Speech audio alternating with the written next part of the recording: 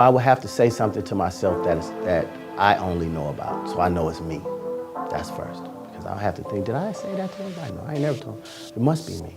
Second, if I was to go back, I would tell them, number one, time management. Time management is the most important thing that I can, one of the most important things that I can say to myself. I would say, hey, understand the power of time management. We all have 24 hours in a day, always. And back 18 years ago, you had some people that were really big, but you know, for now, you know, you have to think that for people like Oprah, Bill Gates, Warren Buffett, they have the same amount of time as I have. What are they doing with their time, and what am I doing with my time? Time management is very important. And then I have to respect the time, because if I use time wisely, I can become wealthy much faster. 2, discipline. I would say, hey, you must discipline yourself. There's gonna come a time where you're gonna make a lot of money, but you have to have discipline in what to do with that money. Because the girls are gonna come and they're gonna go. And I know you don't believe me right now, but trust me, if you exercise discipline, you'll be able to become successful much faster, you'll understand life much better, and you'll be focused. Which brings me to my next one, focus. You need to be a person that's going to focus there, whichever name you want to use today. You need to focus on that.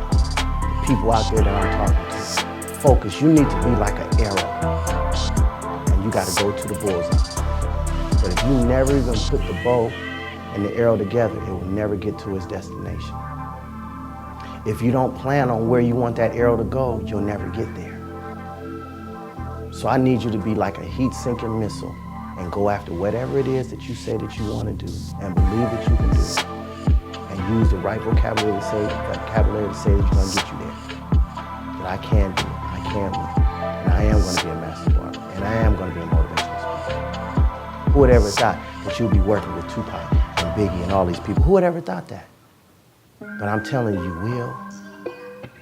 These things are going to happen to you, but you got to believe it.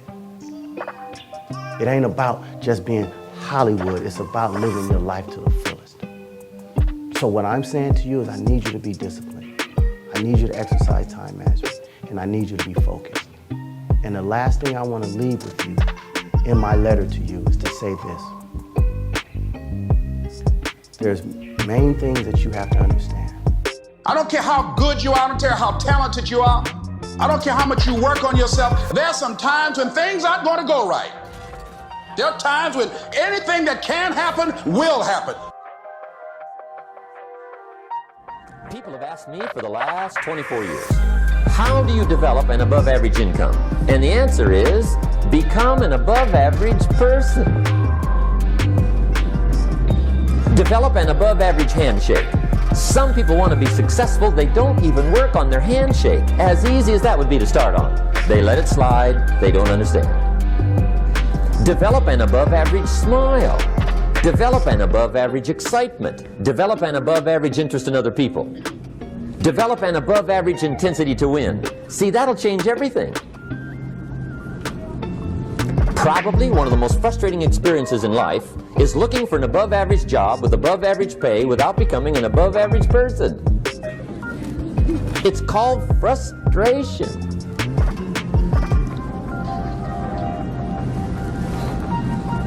And Mr. Schoaf gave me probably the greatest clue he gave me when I first met him. He said, Jim, if you want to be wealthy and happy the rest of your life, just learn this lesson well. He said, learn to work harder on yourself than you do on your job.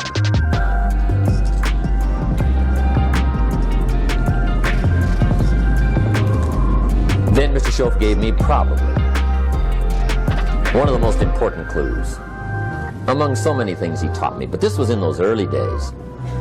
Mr. Schoaf was very kind, but he was also very abrupt.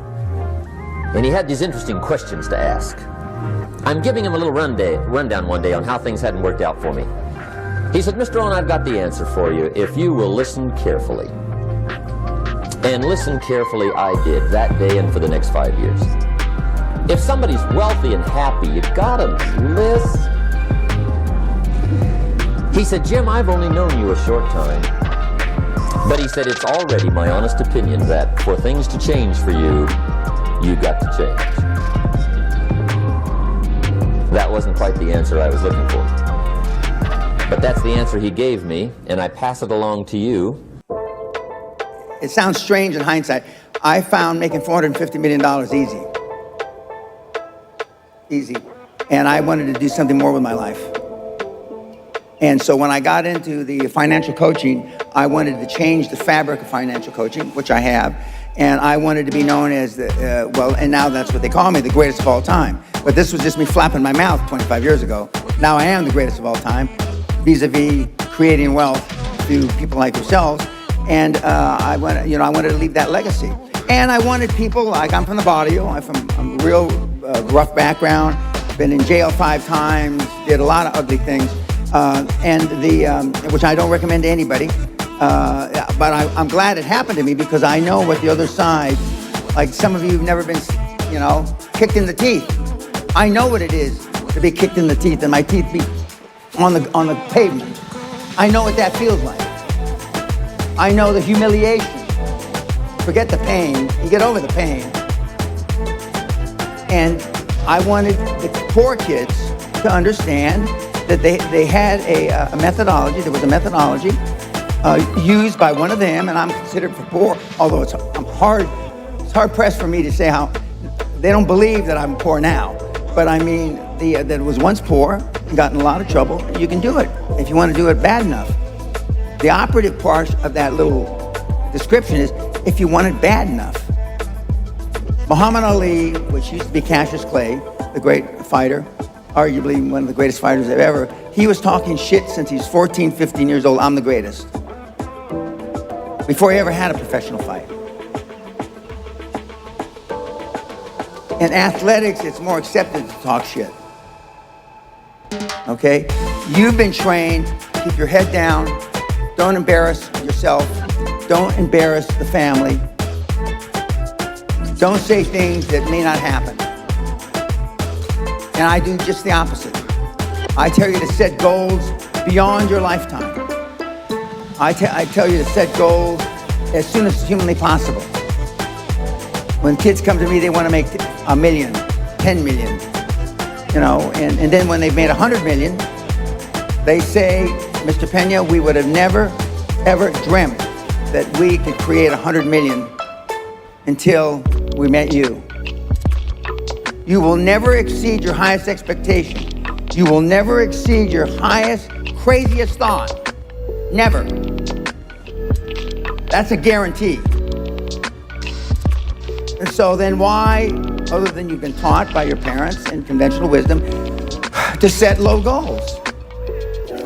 They've told you, the theory is you set low goals so then you can stair-step achievement and you won't be as disappointed when you fail. That's the theory. But normally the person or the persons that have proposed that theory are poor.